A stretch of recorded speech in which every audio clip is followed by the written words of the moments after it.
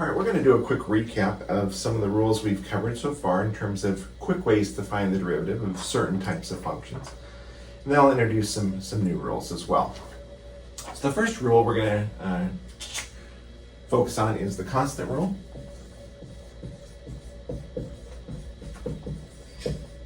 And again, this is just a recap. We've already introduced this.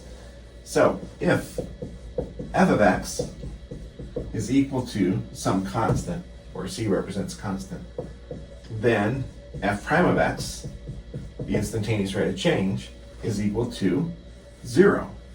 Well, why does that make sense?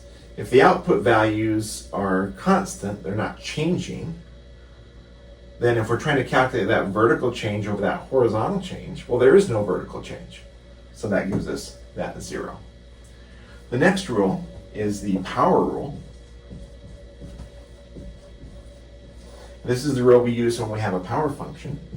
So if f of x is equal to x to the n, then f prime of x is equal to n. We bring that exponent down in front and then drop the exponent by 1. Okay, this is our power rule. Another rule we haven't yet introduced is the constant multiple rule.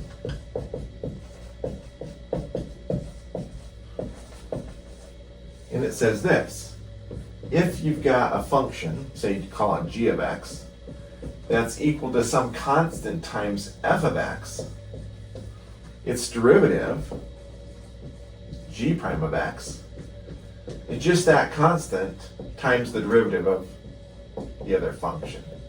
So what that means is if you've got a constant times a function, you can just bring that constant down and multiply it by the derivative of the corresponding function. And then we've got the sum and difference rule.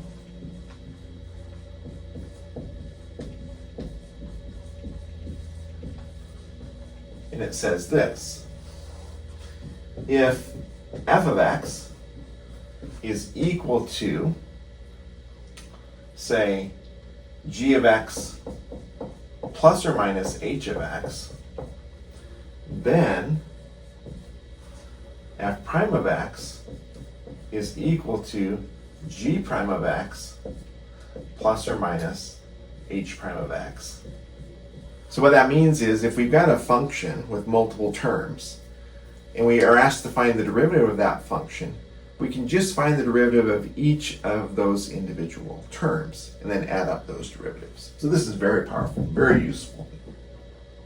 So what we'll now look at are some examples where we get to practice these rules.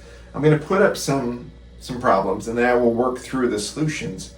But while watching the video, I encourage you to pause once I put the problem up, work the problem, and then come back and check and see if you match the work that I got.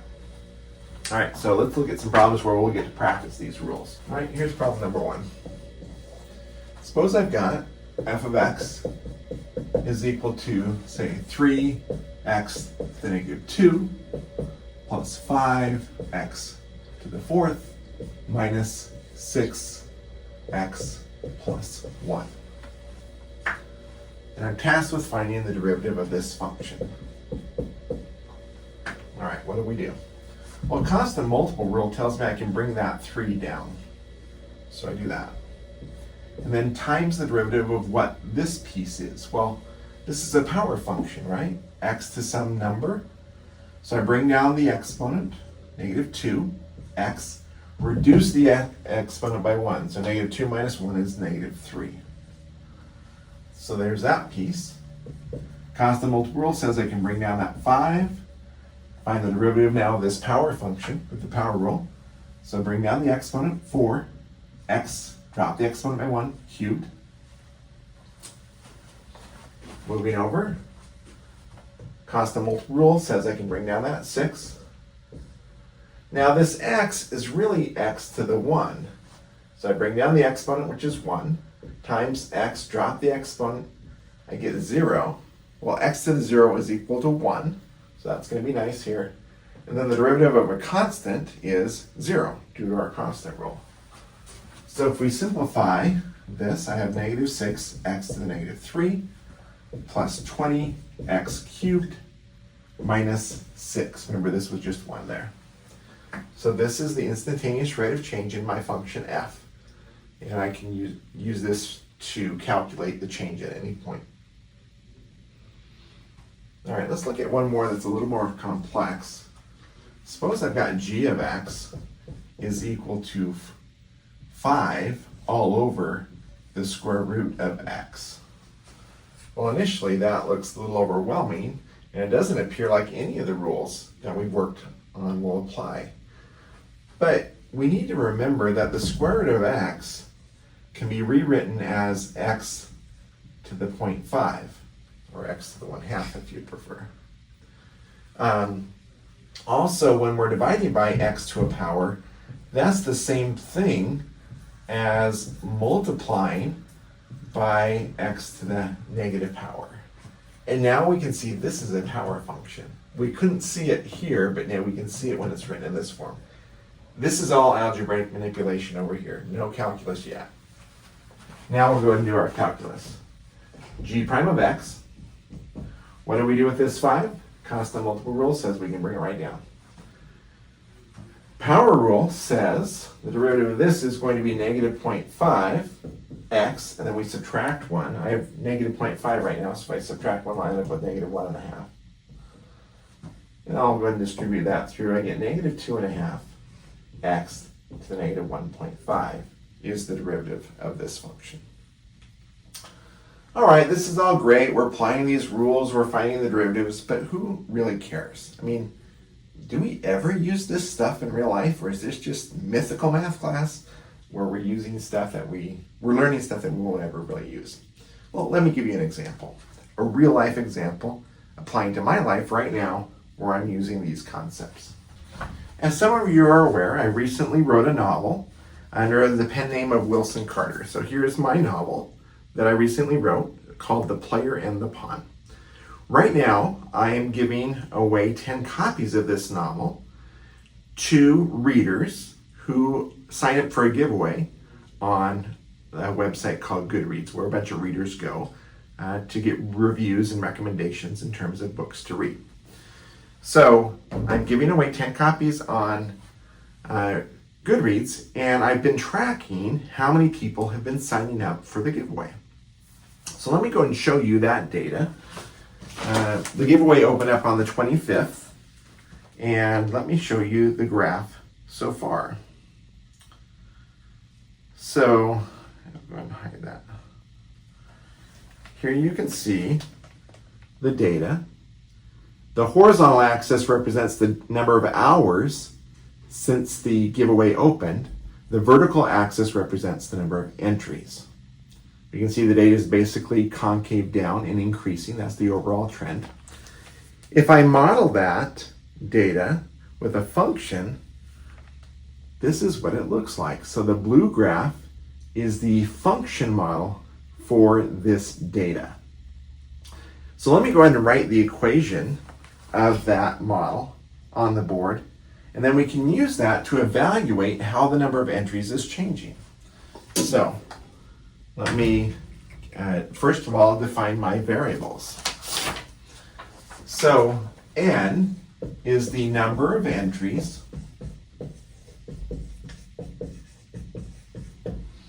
and t is the number of hours since the giveaway started.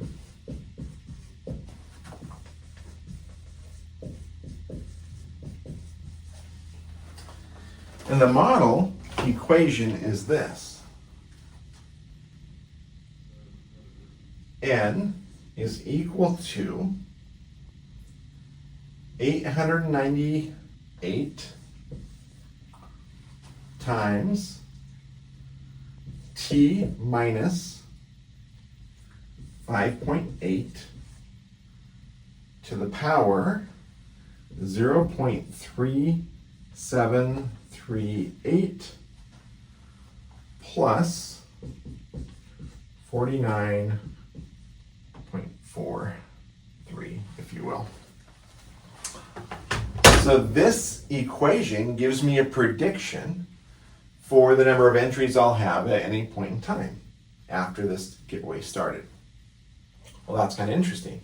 So I'm trying to model, because I'm trying to forecast as an author, how much interest is there in my novel? How many people are going to sign up for this giveaway?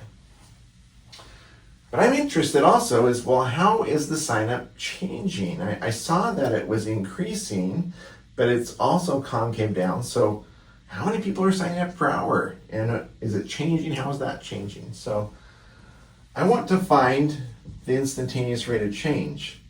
So I'm going to call this dn dt. And this is Leibniz notation. So it tells me that I'm looking for the change in n over the change in t, in infinitesimally small changes there. So this is our derivative. All right, let's go and find the derivative.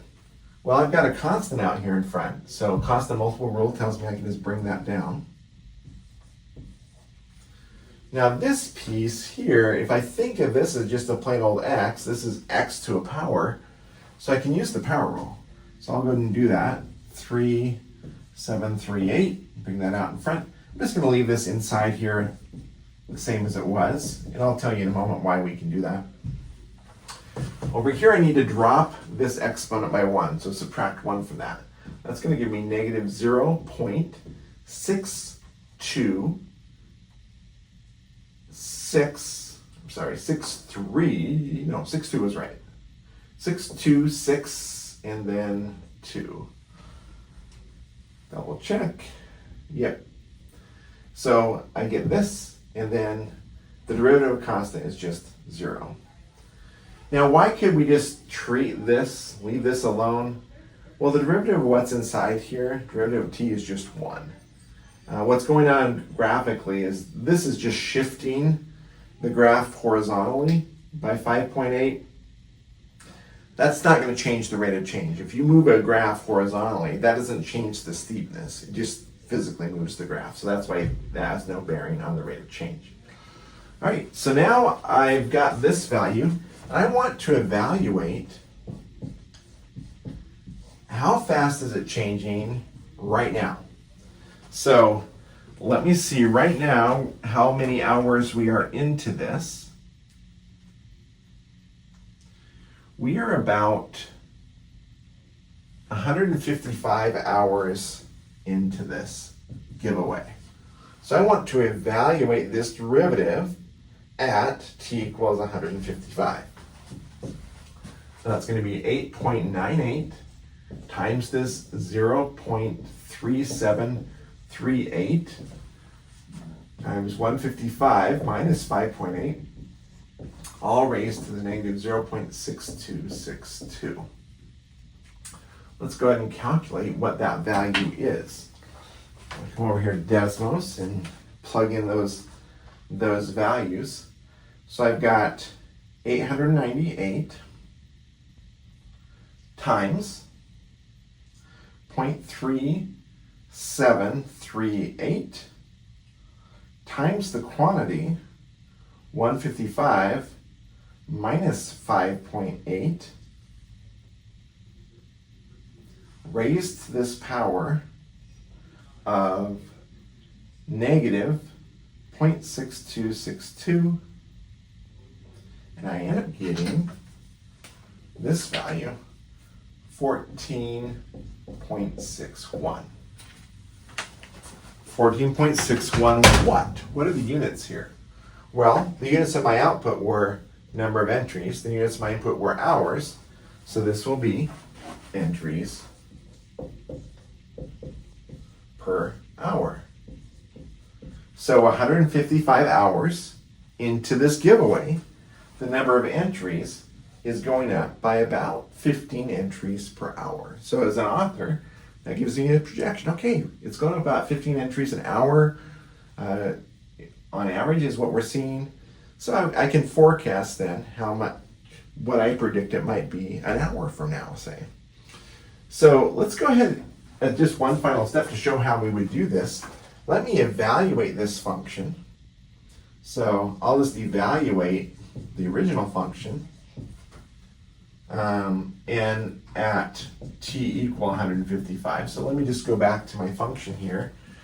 and look at what the current prediction is for entries at this moment, and then look at how it's changing. So in this moment, if I do the 898 times the what were we at, 155 minus the 5.8 raised to the power of 0.3738.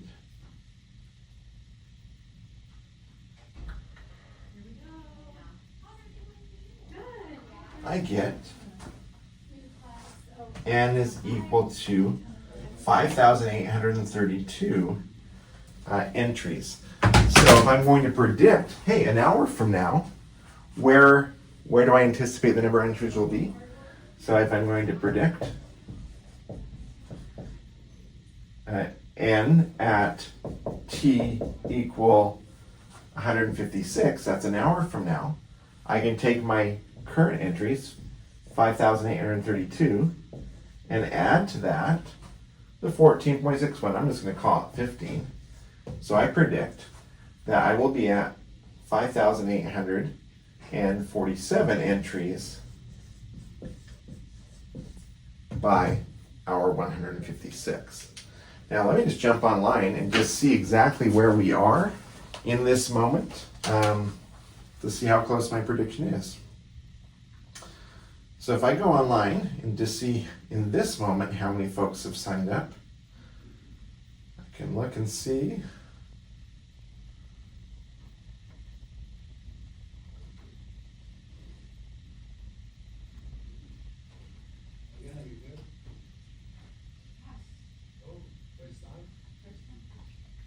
So right now, as I'm at just 15 minutes into this, 155.25 is where I'm at. I'm currently at 6,086 entries. So this is where I'm actually at, which is more than what my prediction was, which is good news for me as an author.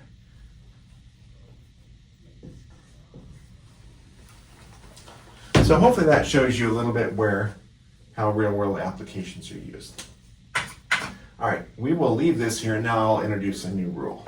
All right, the new rule we're going to look at is called the logarithmic rule.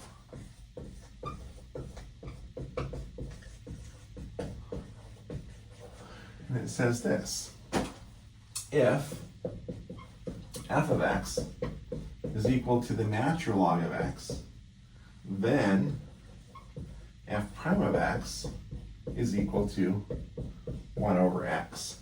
Remember, the natural log of x means log base e of x. So that's what the natural log of x is. And this is pretty amazing. For this function, natural log of x, which looks something like this, has this general shape here.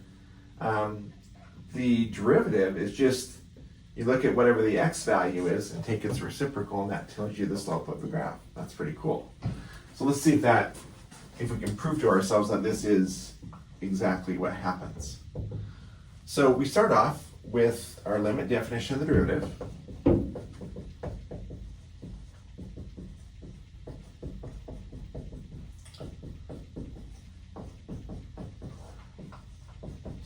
And then we apply it to this specific function.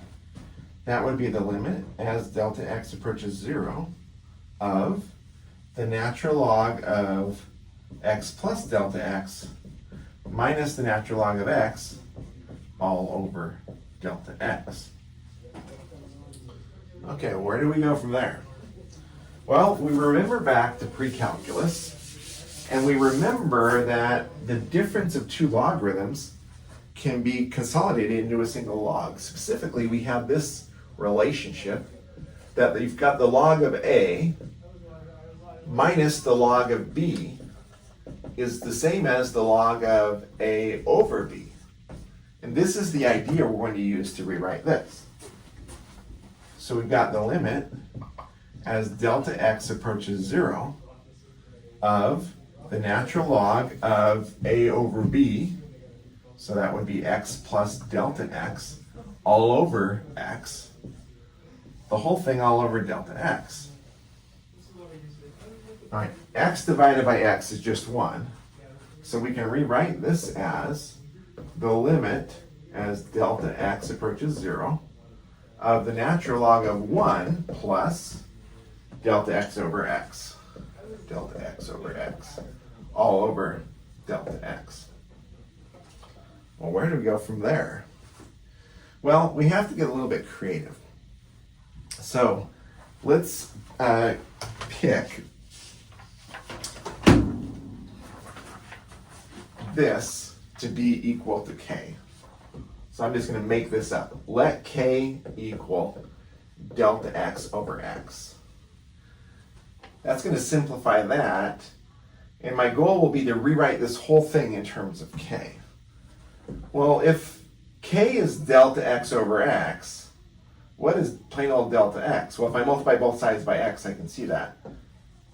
Then, I guess I'll print it then, delta x is just k times x. So we've got this relationship. I also want to make an observation here. Observe as delta x goes to 0. That's what's going on here. What's going on with k? Well, let's think about it. You've got this value of delta x getting closer and closer to 0. We're dividing that by whatever x is, so we're making it even smaller if x is bigger than 1. So k is also going to 0. And that's an important observation, that these are both going to 0. That's going to allow me to rewrite this whole expression in terms of k. So my new limit will be the limit as k approaches 0, because those two relationships hold, of the natural log of 1 plus, well, this is what I call k, so 1 plus k, all over delta x, but delta x is the same as k times x. Okay, now what? Well, this is the same as 1 over x, right? Because here's the x. It's not affected by changing in k, so I'm bringing it out in front. But it's in the denominator, so I've got to keep a numerator there of 1, times the limit as k approaches 0 of the ln of 1 plus k all over k. Now, we can do a decimal approximation on this to figure out what that is. Pick a small value of delta here, or a small value of k in this case. It turns out that this limit is equal to 1. So we just get 1 over x times 1, or just 1 over x. You can convince yourself of that by going to your calculator, typing in this function, and look at what happens to this function as k gets really close to 0. And you'll convince yourself that that is in fact 1. That's pretty cool. So we've got this derivative of the natural log of x is just 1 over x. Well, what if the base is something other than e? So here we have it for the natural log, which is the base of e, but what if we have something different? So what if it looks like this? If f of x is equal to log base b of x, then f prime of x, what is that equal to? Well, it turns out it's equal to 1 over the natural log of b times 1 over x. So it's just a scale factor of that. Well, where does that come from? Prove it. Okay, I will. So we've got, here's our proof.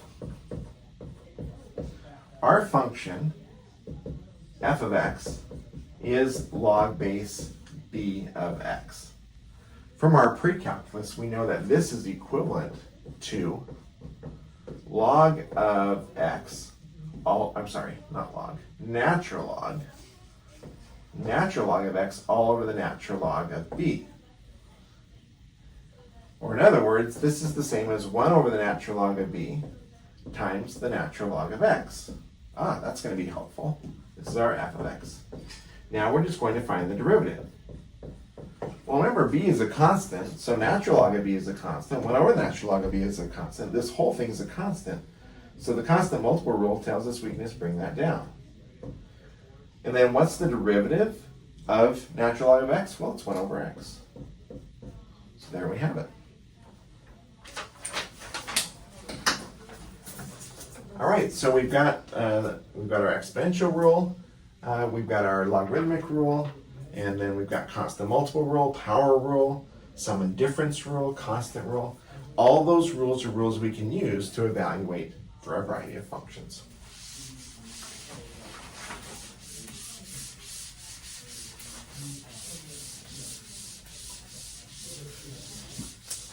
The practice exercises I'm going to have you do today, and which I'll post onto the website, will allow you to practice each of these rules in a variety of contexts. Enjoy.